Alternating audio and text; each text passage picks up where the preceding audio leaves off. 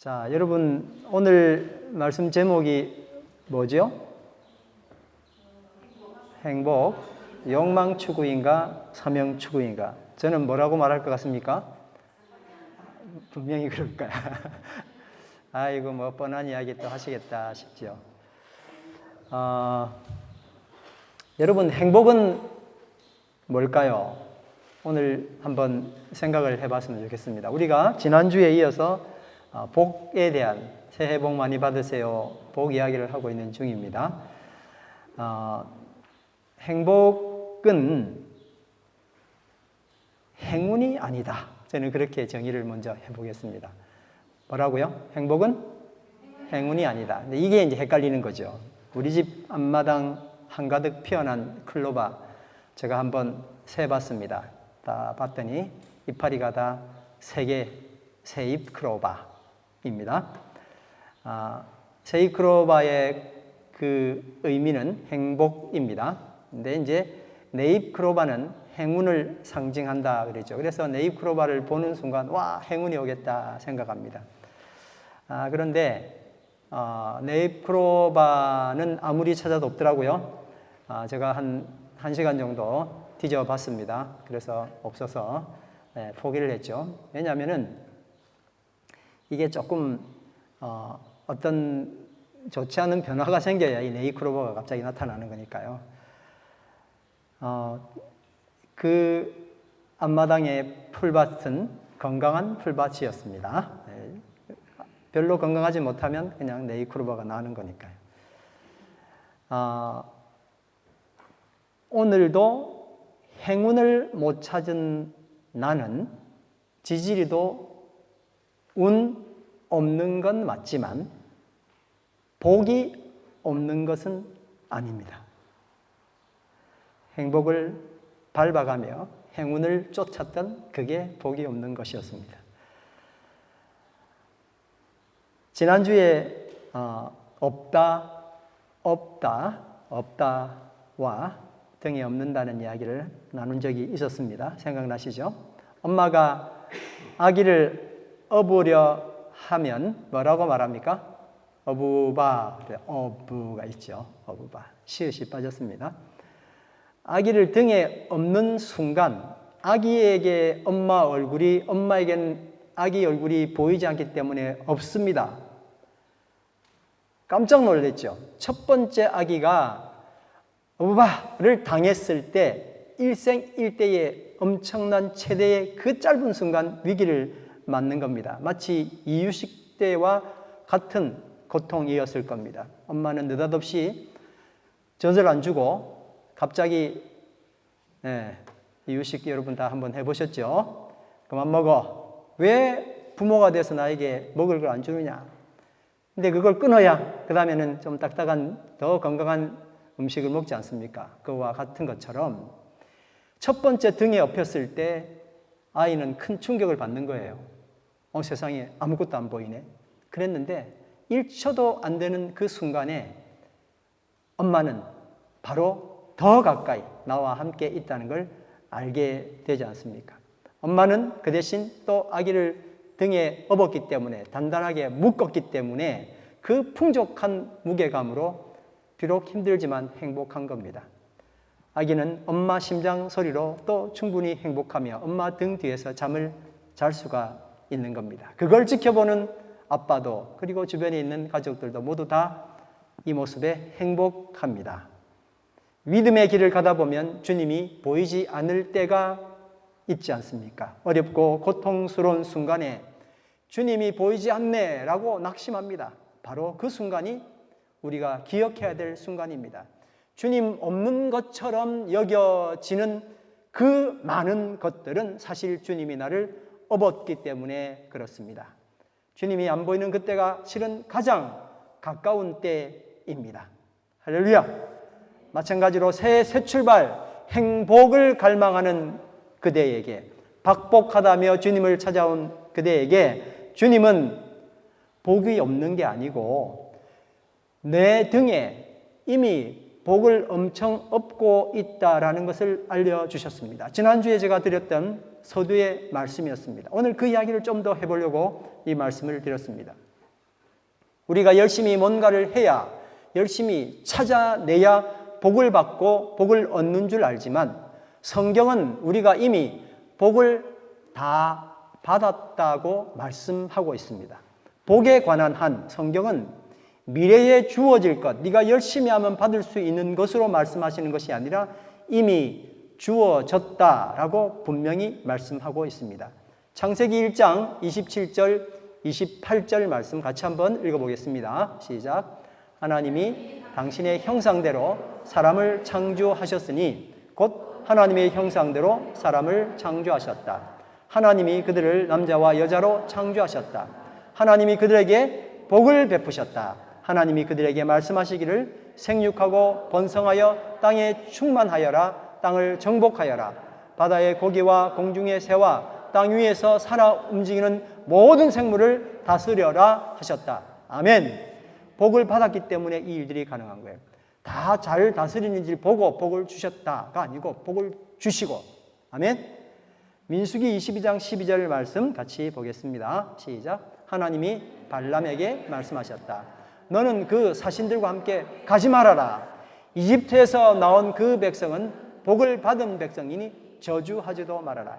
그럼 발람 이야기는 잘 아시죠? 저주하러 간 겁니다. 그런데 저주할 수가 없어요. 왜 못해요? 하는 거 보고 잘하면 복 주고 못하면 안 주고 하는 게 아니라 이미 복을 받았대요. 이집트에서 나온 그 백성은 이미 복을 받았어. 그러니까 네가 저주 하나 많아야 저주할 수도 없어. 오히려 네가 당할 거야.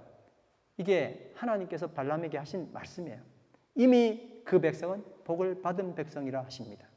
지금 광야에서 엄청난 고생을 하고 있는 이스라엘 백성들 입장에서 보면 뭔 소리야? 그랬을 거예요. 이렇게 고생하고 있는데 무슨 복을 받아? 그러니까 지금 생각 잘 해봐야 돼요. 아니, 고생하는 것과 복과 좀 다른 건가? 성경은요, 제가 쭉 찾아봤더니 복과 관련된 말씀들이 엄청 많은데 다 찾을 수는 없고요. 그래서 이제 베드로전서 2장 9절 말씀 한번 또 보겠습니다. 시작. 그러나 여러분은 택하심을 받은 족속이요 왕같은 제사장들이요 거룩한 민족이요 하나님의 소유가 된 백성입니다. 그래서 여러분을 어둠에서 불러내신 자기의 놀라운 빛 가운데로 인도하신 분의 업적을 여러분이 선포하는 것입니다. 나의 어떠함과 상관없이 나를 먼저 자녀받아 만들어주시고 자녀의 권세를 주시고 그렇게 복을 누리며 살라고 하신 겁니다. 시편 1편 1절 말씀도 마찬가지였습니다. 무엇을 하면 복을 받을 것이다 이렇게 시작하지 않았습니다. 1절 시작하는 단어는 에세르입니다. 감탄사입니다. 뜻은 복되도다, 행복하도다 라는 뜻입니다. 그래서 이 말씀을 행복하도다 먼저 선포합니다. 악인들의 꾀를 따르지 아니하며 죄인들의 길에 서지 아니하며 오만한 자들의 자리에 앉지 않는 자여 라고 번역할 수 있는 겁니다. 악인의 꾀, 죄인의 길, 오만한 자의 자리 이 세 가지에서 벗어나 있음이 이미 뭐라고요? 그게 복인 거예요. 지난 목요일 온라인 예배에서 로마서 1장을 함께 나누었습니다. 여기서 우리는 로마서에서 바울이 말한 하나님의 진노를 보았습니다. 여러분, 하나님의 진노는 보통 뭐라고 생각합니까? 불 떨어져야죠. 지옥의 고통이 나와야 됩니다. 이게 하나님의 진노인 줄 짐작했겠지만 로마서 1장에서 하나님의 진노, 이것은 죄인으로 살게 내버려 두는 것이었습니다. 한번 따라 하실까요? 내버려 두다. 24절, 26절, 28절 말씀, 이게 얼마나 큰 고통인지 여러분 이제 아실 거예요. 그냥 고통보다 더한 고통이 죄인을 죄인으로 살게 내버려 두는 거였습니다. 24절 시작. 그러므로 하나님께서는 사람들이 마음의 정욕대로 하도록 더러움에 그대로 내버려 두시니 소래의 몸을 욕되게 하였다. 26절 이런 까닭에 하나님께서는 사람들을 부끄러운 정욕에 내버려 두셨습니다. 여자들은 남자와의 바른 관계를 바르지 못한 관계로 바꾸고, 자, 또 계속 읽습니다. 시작. 사람들이 하나님을 인정하기를 싫어하므로 하나님께서는 사람들을 타락한 마음 자리에 내버려 두셔서 해서는 안 될 일을 하도록 놓아주셨습니다. 여러분, 내버려두는 건 저주입니다. 그런데 한번 따라 하실까요? 상관하시는 복. 열심히 옆에서 하면 안 돼. 참 잘했다.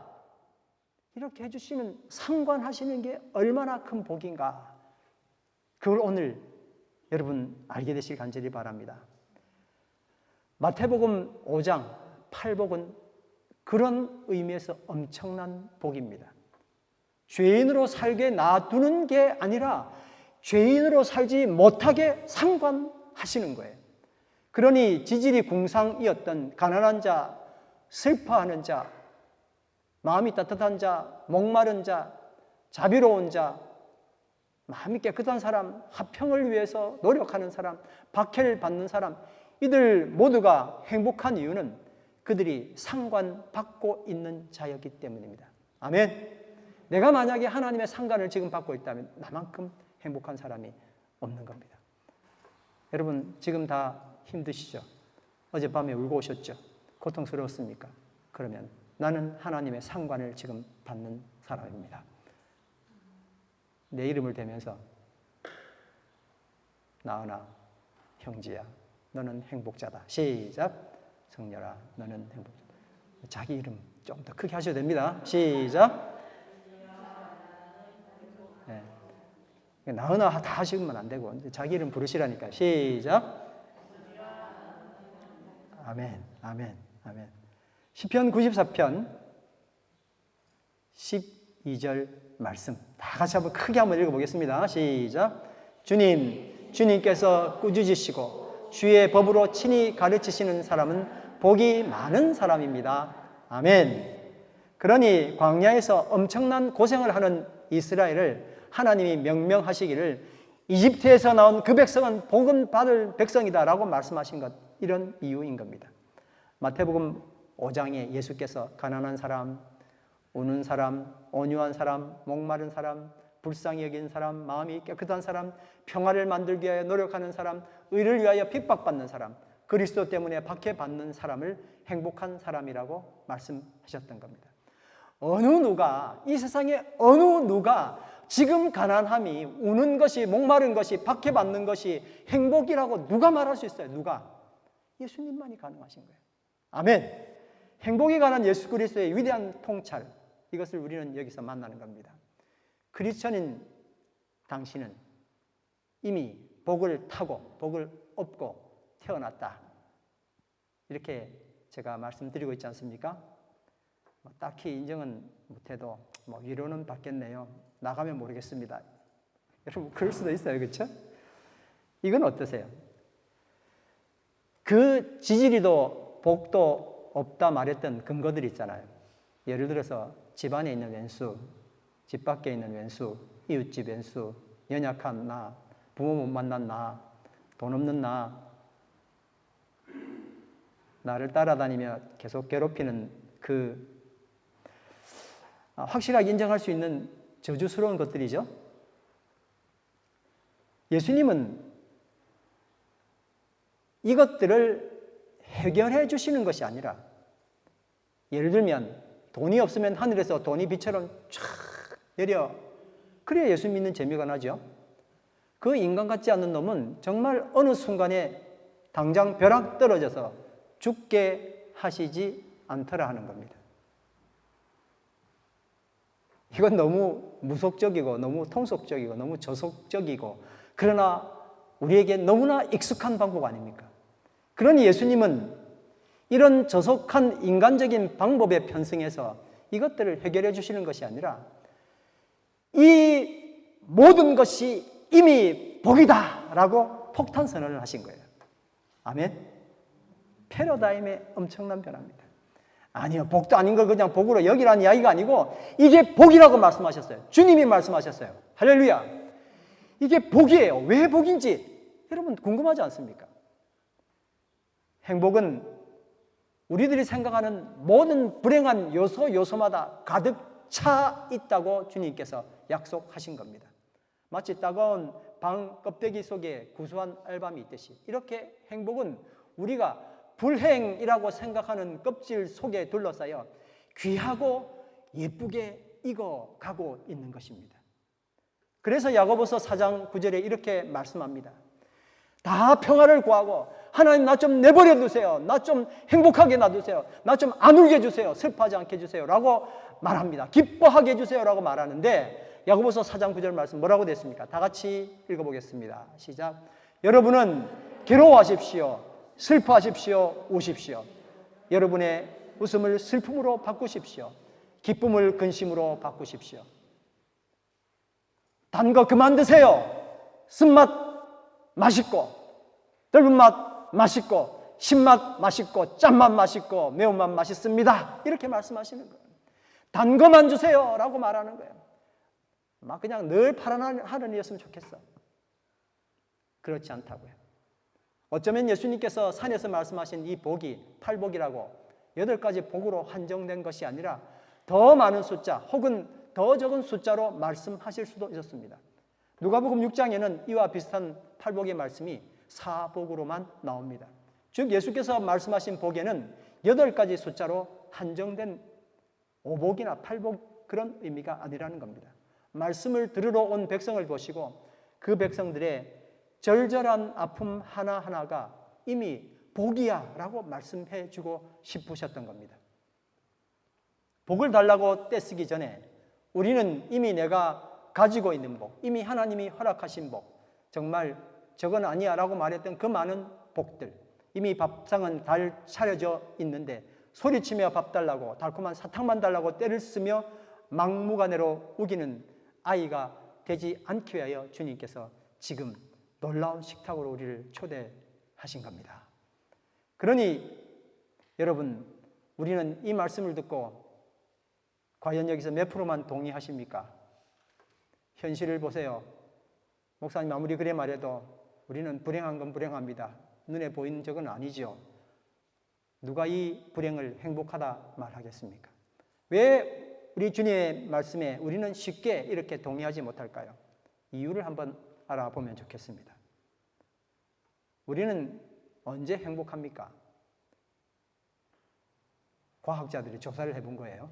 언제 행복한가? 조사를 해봤더니 내가 만족할 때 행복하답니다. 언제라고요? 네, 만족할 때. 우리 선조들은 등 따시고 배부르면 된다고 그렇게 이야기했어요. 선비님들이 특별히. 이 말은 배고프지 않고 춥지 않게 잠자면 끝이다. 이게 행복이다. 그런 의미였습니다. 예수님께서 5,000명 먹이셨을 때도 쌀떡 먹었습니까? 보리떡 먹었습니까? 네, 보리떡 먹었습니다. 반찬은요? 갈비였습니까? 불고기입니까? 상하지 않게 겨우 소금에 절여서 말려두었던 짭짤한 생선이었습니다. 그런데 여러분, 이 5,000명은요, 2번 다시 가질 수 없는 평생 가장 행복한 식사를, 해피밀을 했던 겁니다. 그런데 여기에 비교라는 요소가 붙게 되면 행복은 자취를 감추게 됩니다. 따뜻한 잠에서 벗어나 럭셔리한 방에서, 더 좋은 침대에서, 더 부드러운 이불에서 라고 비교가 붙기 시작하면 행복은 자꾸 점점 멀리 사라져 달아나 버립니다. 여러분, 이 말씀 들어보셨을 겁니다. 100명이 사는 마을. 과학적으로 한번 만들어 본 거죠. 이 인류를 100명으로 한번 줄여보는 거예요. 이 마을에 사는 사람이라는 글에 보면 끼니 거르지 않고 비와 이슬 피해서 잠을 잘 수 있는 방이 있고 자동차가 있고 대학 교육 받았고 컴퓨터 가지고 있는 사람. 여기 해당 안 되시는 분 있습니까? 대학을 아직 안 간 분들 말고 대학은 다 뭐 이런 식으로 다 하면 이게 100명 중에 5명이 돼요. 전 인류에. 이렇게 우리는 5%의 행복을 누리고 사는 사람입니다. 어젯밤에 만약에 배고프지 않고 춥지 않게 핸드폰보다 주무셨다면 이 세상에 95%에 비해서 5% 안에 드는 정말 과학적으로 이야기하면 행복한 사람들이에요. 과학적인 수치는 이런데 여기 계신 여러분과 저 포함해서 이 5% 안에 다 드는 여러분 가운데서 본인이 난 엄청나게 행복해 라고 여기는 사람이 얼마나 있습니까? 아니요, 정말 아프리카 어디서 겨우 사시는 분들 이야기 할 수도 있어요. 그러나 지금 우리가 그 형편은 아니잖아요. 근데 그렇게 누리는데도 불구하고 왜 안 행복한 거예요? 그리고 여전히 목사님 말씀, 예수님 말씀 동의 못 하겠는데요. 다 그러잖아요. 왜 그럴까요? 왜? 우리는 이미 비교라는 엄청난 거짓에 세뇌당했기 때문에 그렇습니다. 자본주의의 밥을 먹은 대중매체들은 더 좋은 음식, 더 좋은 식당에서 먹어야 행복하다라고 정말 멋진 그림으로, 영상으로 우리를 속이는 겁니다. 내 소유의 방이 없으면 불행한 사람처럼 만들기도 하고 좋은 침대에서 잠을 자지 않으면 참 불행한 사람 돼버립니다. 그 광고 보세요. 아유, 난 불행하네. 여기에다가 현대사회는 끝도 없는 경쟁을 통해서 살아가도록 제도를 만들어 놓았기 때문에 이에 익숙한 현대인들은 비교하면서 행복을 얻도록 강요당하고 있습니다. 미국 경제학자 폴 새무얼슨이라는 사람이 있는데요. 1970년대 노벨 경제학상을 받았어요. 이 사람이 이제 생각을 해본 거예요. 경제학 쪽이지만 이걸 행복이라고 하는 걸 좀 공식을 한번 만들어 봐야겠다. 궁리하다가 결국 그가 만들어낸 게 소유를 욕구로 나눈 값이에요. 욕구가 많은데 그 소유가 그만큼 가지고 있어요. 그러면 이 사람 행복한 거예요. 욕구는 엄청난데 그보다 소유가 조금 되면 행복하지 못한 거죠. 이렇게 이제 행복을 정의를 했더니 사람들이 맞아 그게 행복이야 라고 이제 생각한 거예요. 결국 내 안에 욕구가 잘 해결되면 행복할 수 있다는 의미입니다. 여러분, 이게 문제 아니에요. 대부분의 사람들은 어떤 걸 욕구라고 생각합니까? 내가 하고 싶은 거, 내가 가지고 싶은 거, 가고 싶은 거, 먹고 싶은 거.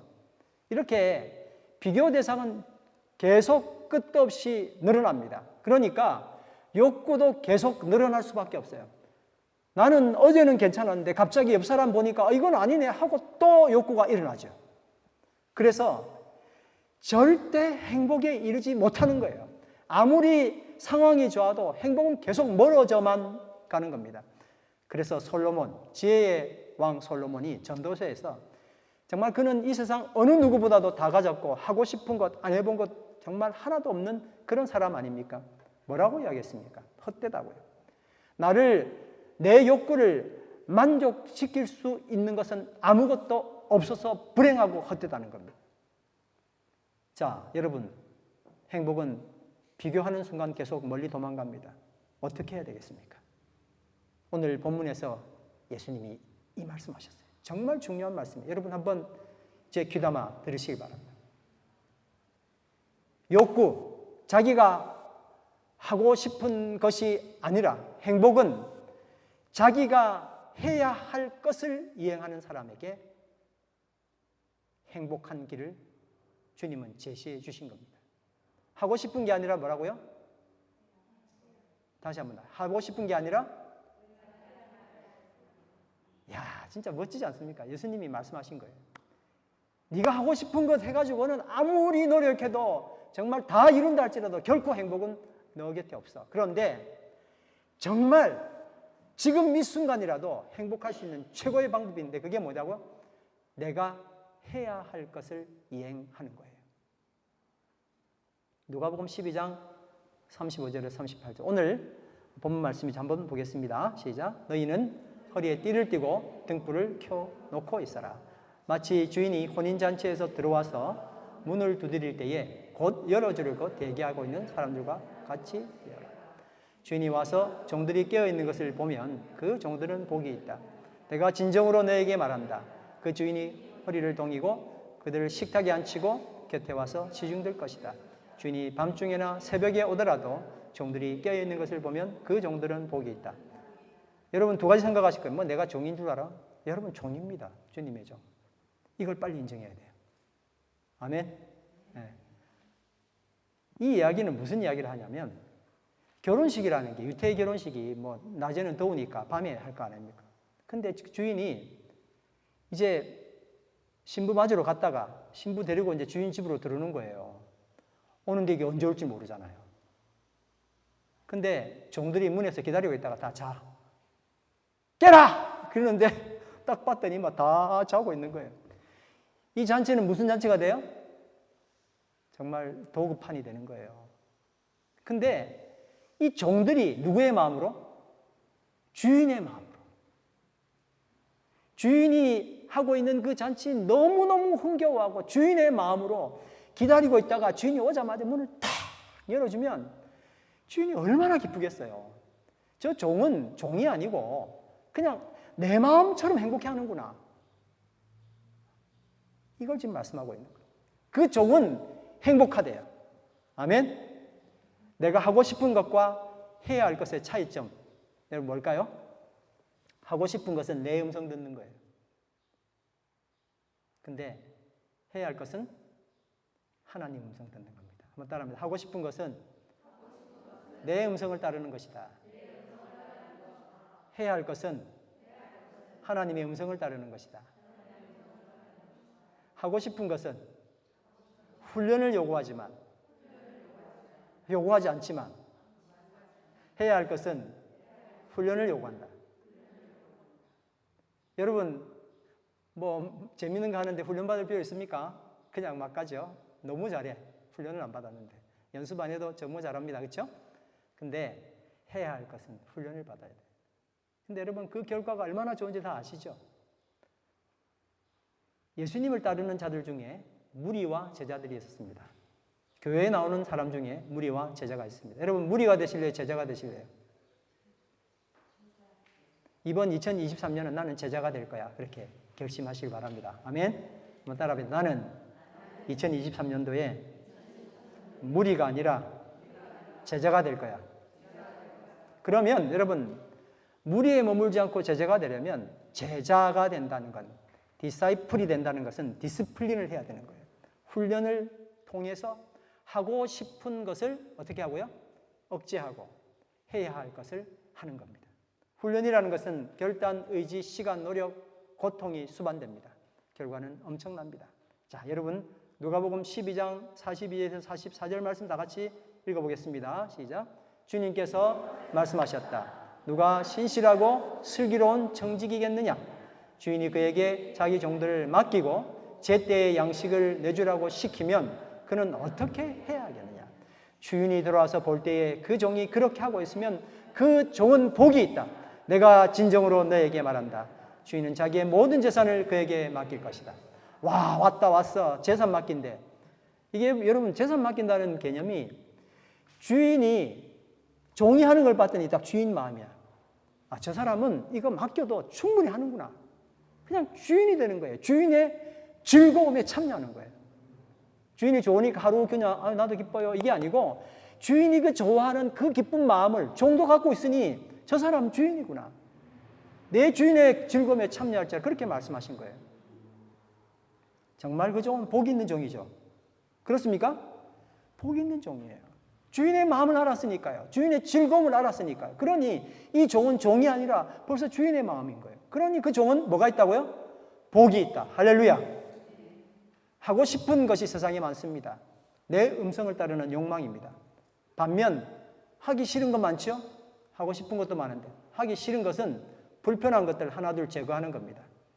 편해지려는 내 음성을 따르는 욕망입니다.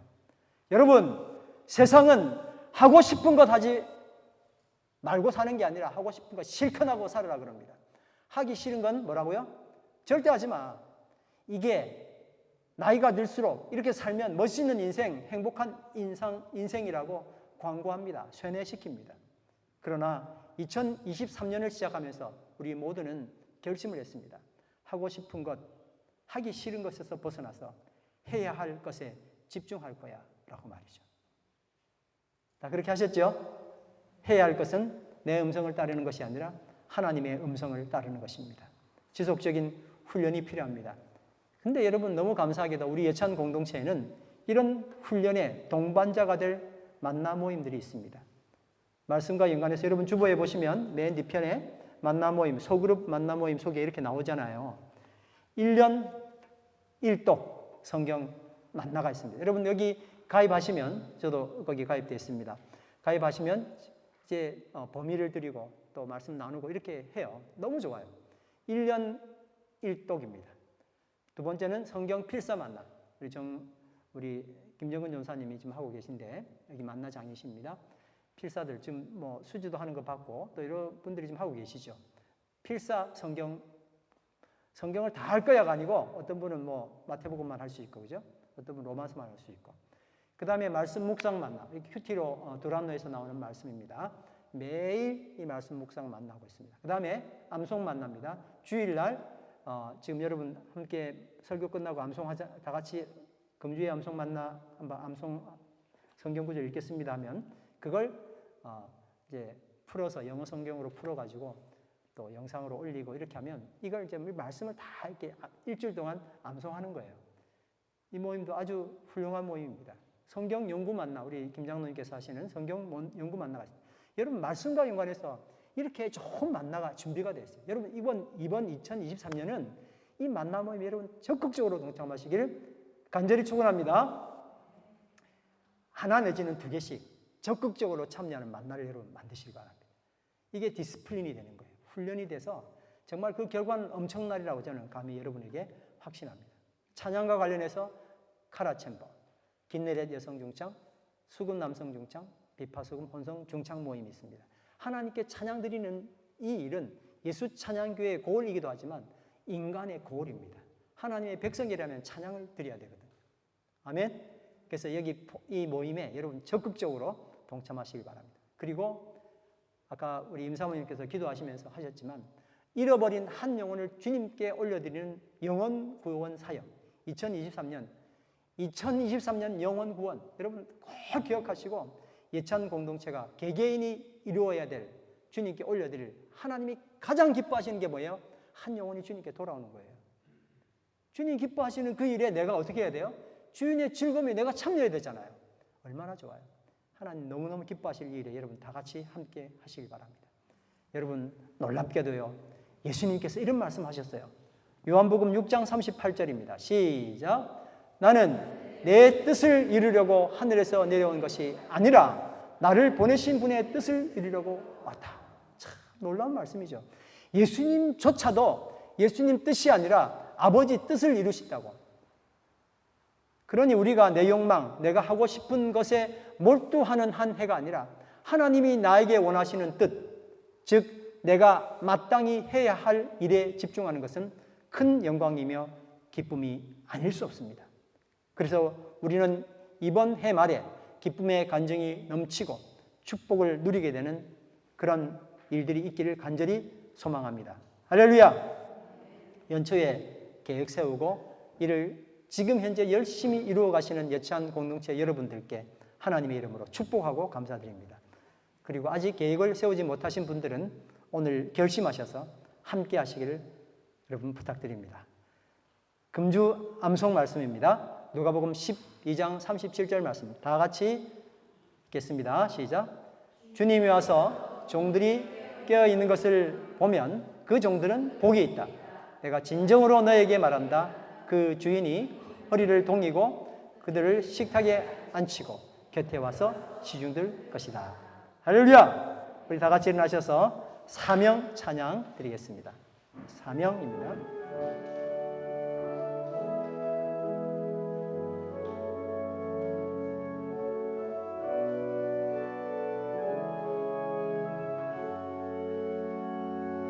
주님이 홀로 가신 그 길 나도 따라가오.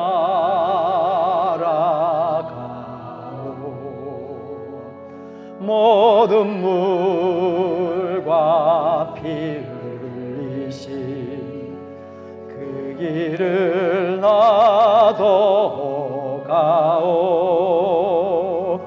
험한 산도 나는 괜찮소.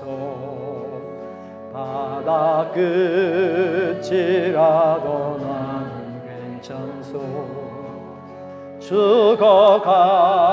죽어가는 저들 위해 나를 버리길 바라오. 아버지 나를 보내주오. 나는 달려가겠소.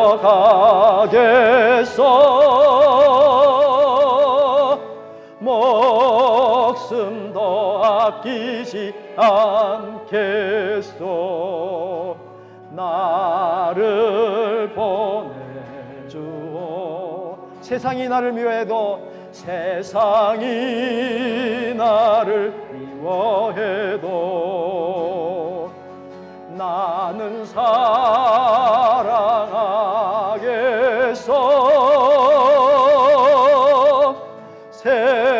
세상을 구원할 십자가 나도 따라가. 생명을 버리면서까지, 생명을 버리면서까지 나를 사랑한 당신,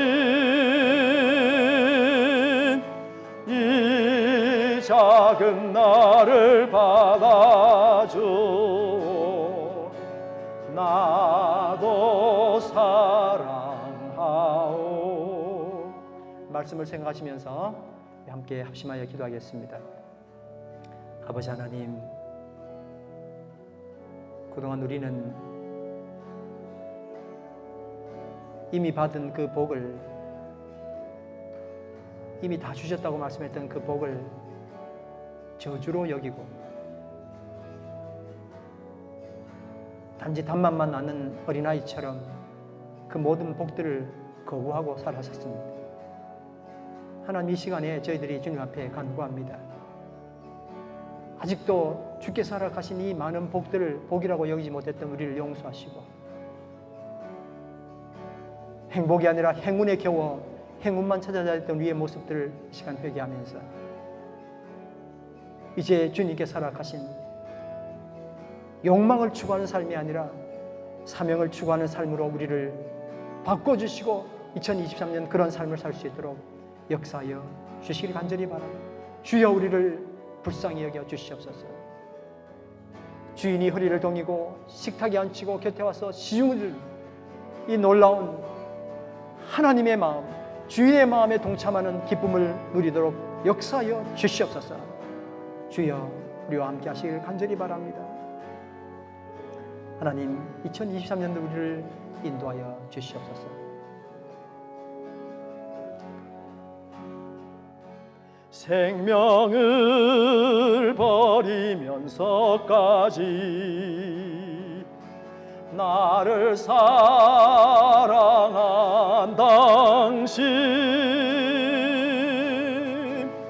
이 작은 나를 받아주오.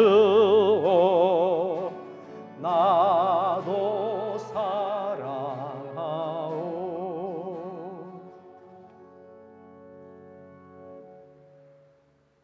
종에게 유익이 없으면 주인이 아무리 기뻐도 종은 절대 기뻐하지 않습니다.